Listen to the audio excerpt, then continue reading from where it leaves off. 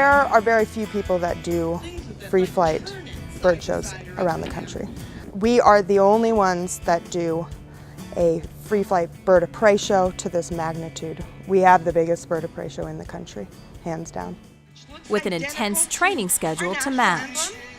Doing a show once or twice a week, it's a commitment in life. I mean, we work with these birds, I would say, no less than 5 days a week, sometimes 7 days a week. Because it's a full-time job developing the natural skills of the birds and often improving them. When birds leave the nest, they learn their skills in the wild, their footing skills, their flight skills, their turning, twisting. But to train the team of Barbary Saker falcons that they've raised, they rely on the painstaking process of lure stooping.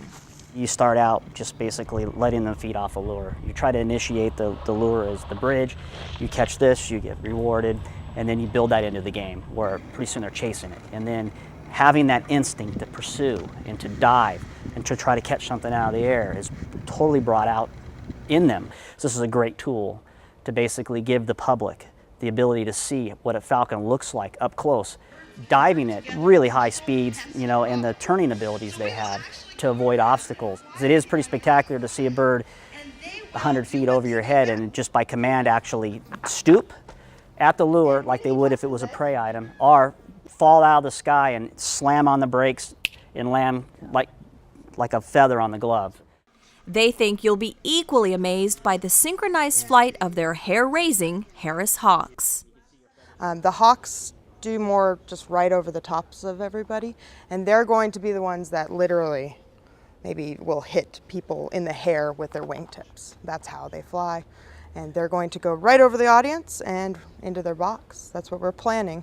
And they are going to be flown together as a group in a cast, it's called. And that's a natural thing in nature. They will cooperatively hunt like a pack of wolves.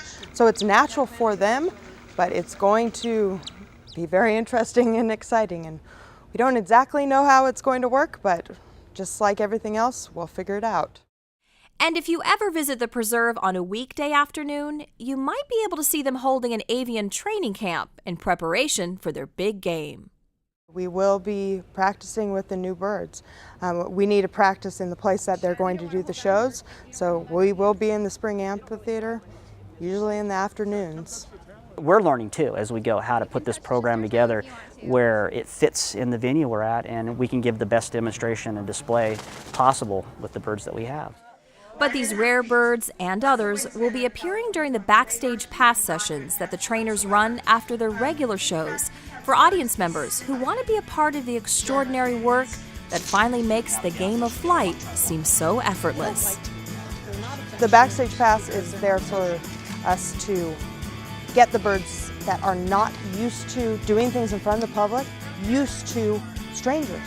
And unless you see the baby steps, you don't really appreciate the intense training that goes into making these free flight shows happen.